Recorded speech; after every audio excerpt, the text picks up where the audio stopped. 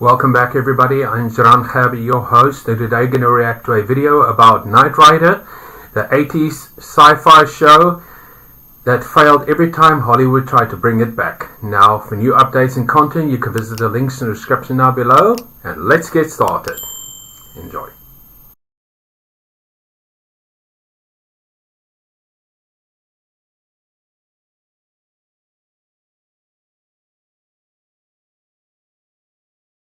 Fire the heat-seeking missiles!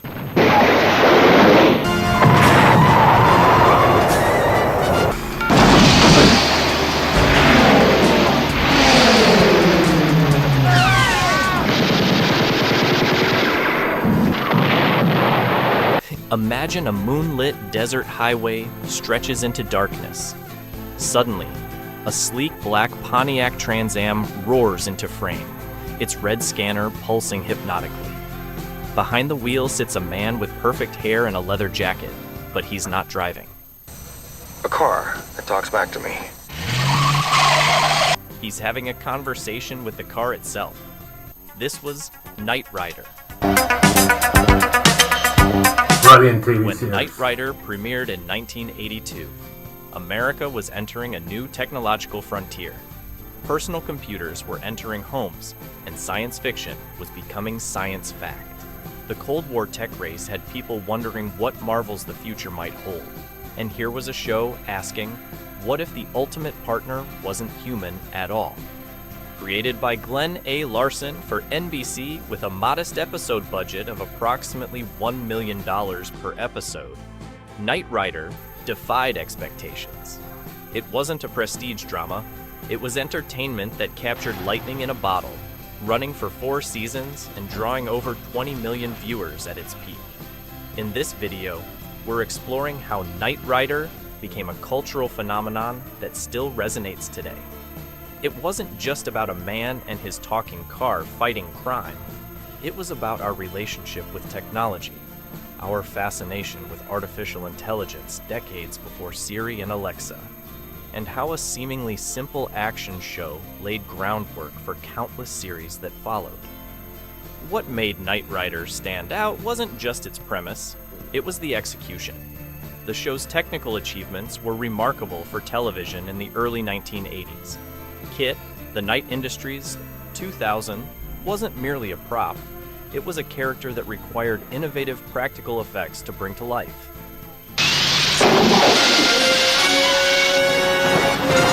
The iconic red scanner bar on KITT's nose became one of television's most recognizable visual elements. Created using simple light bars and sequencers before CGI was commonplace. The production team modified several Pontiac Trans Ams for different filming needs: jump cars, picture cars, and special effect vehicles. For interior shots, they built a stationary mock-up with functioning displays that would light up on cue. These dashboard screens showing KITT's thinking were revolutionary visual elements for television at the time, requiring special lighting and camera techniques to capture properly on film. The series utilized a technical innovation called the automatic dialogue replacement system extensively, allowing for precise timing of KITT's responses during post-production. Sound design played a crucial role in KITT's personality. Beyond Daniel's voice, the car had signature sound effects for different functions. The turbine engine whine, scanner whoosh, and computer processing beeps all became instantly recognizable audio cues. The special effects team created a custom hydraulic system for KITT's famous Turbo Boost jumps, capable of launching the 2,700-pound Trans Am up to 15 feet in the air over distances of 40 feet. Miniature models were meticulously crafted for particularly dangerous stunts, filmed with careful attention to matching lighting conditions to create seamless transitions between full-size and model shots. Visually, Knight Rider embraced the noir aesthetic. Episodes frequently took place at night, not just because the name suggested it, but because darkness made KITT's scanner and dashboard more visually striking. The contrast between the black car and nighttime settings created a distinctive look that became the show's visual signature. When Michael Knight drives through the desert highways at night, Kit's red scanner cutting through the darkness, it creates an almost otherworldly atmosphere that sets the tone for the entire series. Production faced constant challenges.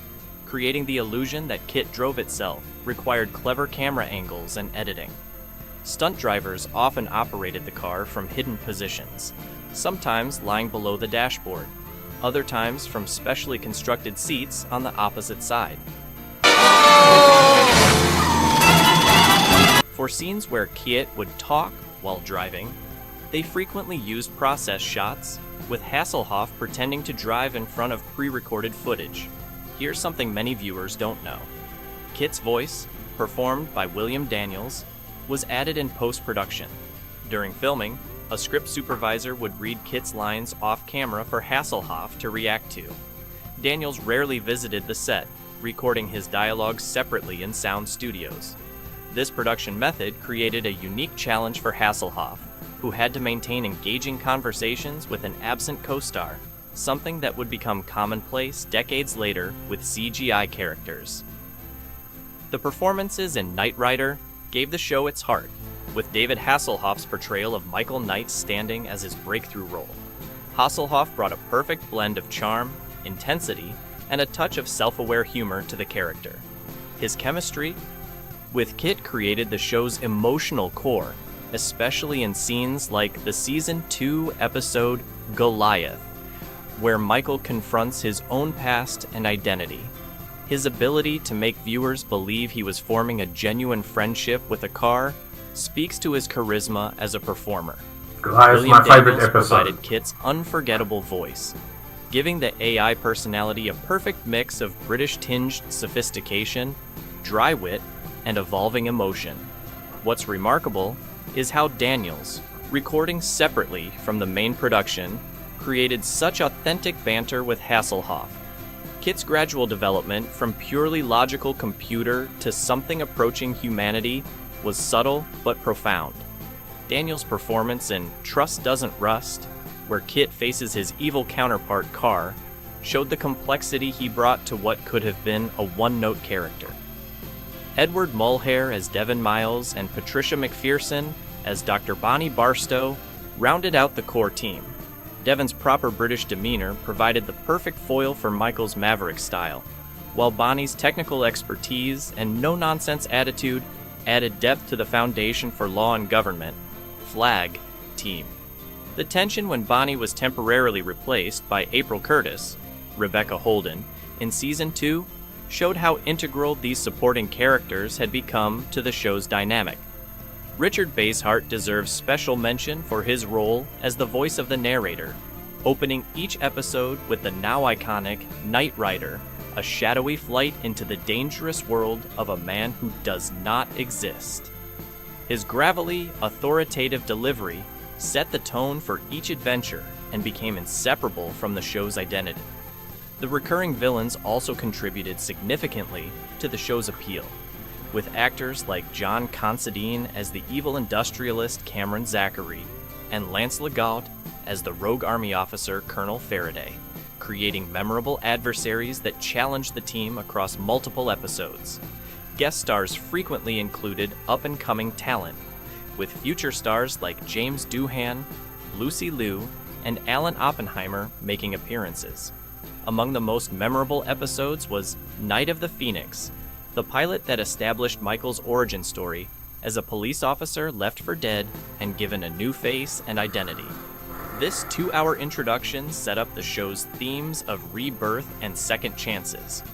Another standout was Soul Survivor, where Kit's programming is transferred to a skyscraper's mainframe, effectively trapping him and forcing Michael to connect with his partner in an entirely new way.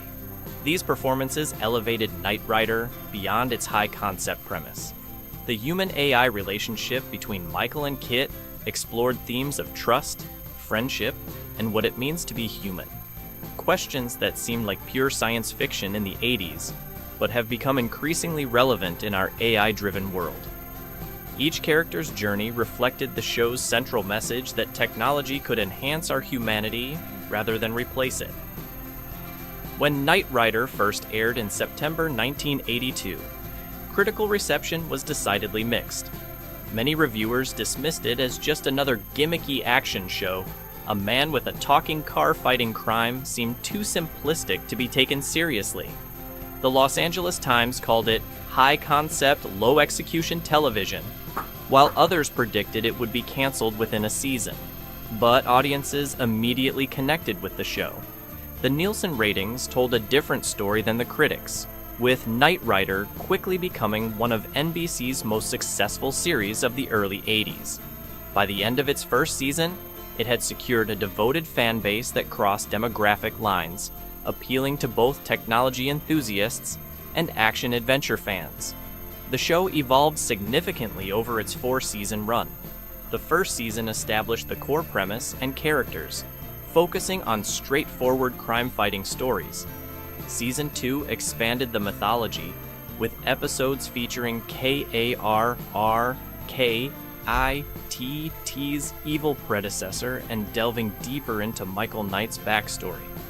By seasons 3 and 4, the writers took bigger risks, introducing technology that seems prescient today, like episodes featuring early concepts of virtual reality, computer viruses, and even primitive versions of the internet.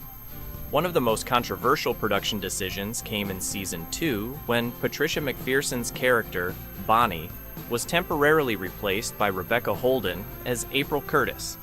Fans protested the change so vocally that producers brought McPherson back for Seasons 3 and 4.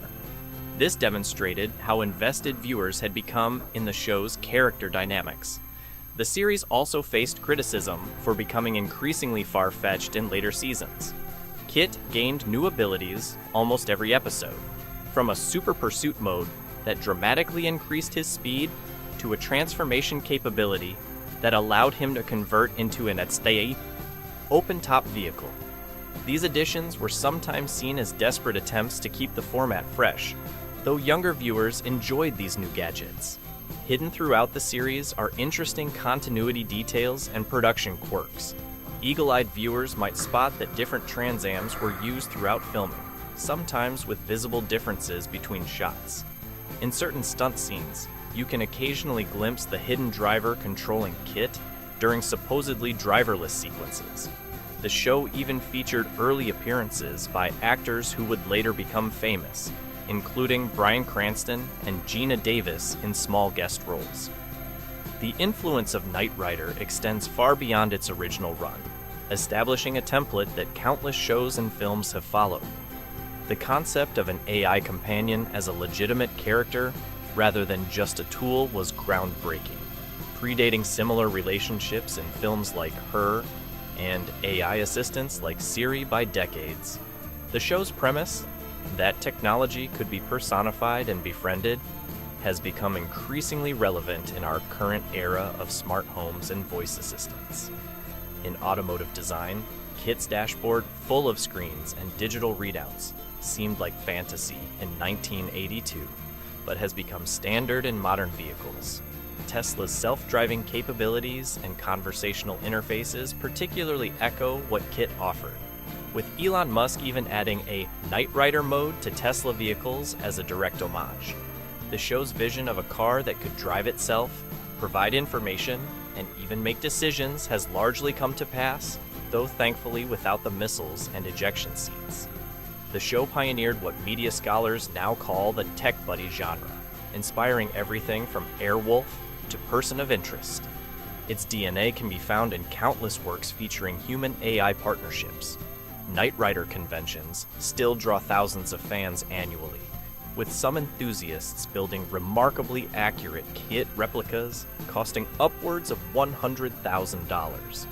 The original hero car used in filming sold at auction for $300,000 in 2021, demonstrating the enduring collectible value of the series. Hasselhoff himself has embraced the show's legacy, frequently appearing with Kit replicas at events and referencing his time as Michael Knight throughout his career. The series has inspired academic papers analyzing its early portrayal of AI ethics and machine consciousness, with technology philosophers citing it as an early mainstream exploration of questions now central to AI development debates. Video games continued the franchise, with titles appearing across multiple platforms from the 1980s through the 2000s. Hollywood has repeatedly attempted to recapture Knight Riders. Magic.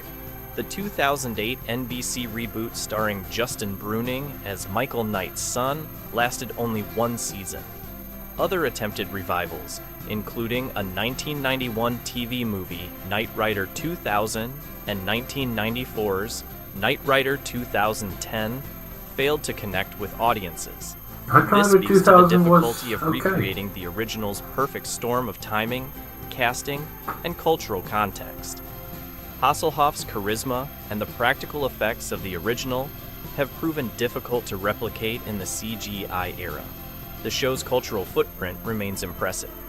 References to Kit appear throughout popular culture, from The Simpsons to Ready Player One. The distinctive scanner sound and light are instantly recognizable across generations. Despite being a product of the 80s, younger viewers continue to discover Knight Rider through streaming services, appreciating both its retro charm and its surprisingly forward-thinking premise. Knight Rider wasn't just a TV show about a man and his talking car. It was a fascinating exploration of our relationship with technology at the dawn of the digital age. While its leather jackets and synthesizer soundtrack rooted firmly in the 1980s, its central question about whether technology will become our partner or our master remains more relevant than ever, as we navigate a world of increasing automation and artificial intelligence. Michael Knight and Kit's partnership offers an optimistic vision of human-machine collaboration. What do you think? Was Knight Rider just 80s cheese? Or was it actually a prescient glimpse into our technological future? So that was Knight Rider, the 80s sci-fi show that failed every time Hollywood tried to bring it back. I thoroughly enjoyed it. Just to let you know, if you want to explore the latest Knight Rider information or to be updated with it, follow the Knight Rider historians. Link in the description. I've been a Knight Rider fan my entire life and I absolutely love this TV series. Knight Rider 2000 was okay. I enjoyed it for what it was. The 2008 series, it was okay. I have no desire to watch the Knight Rider 2010, and the only episode that I've ever watched of Team Knight Rider is Crow. That was a decent episode, but other than that, forget it.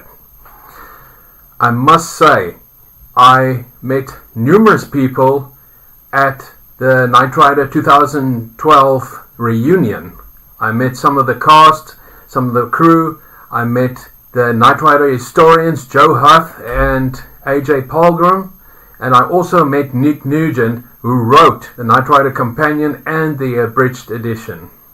Unfortunately, David Hasselhoff wasn't there, but you know, it is what it is. Here is David Hasselhoff's autobiography, and it's fantastic.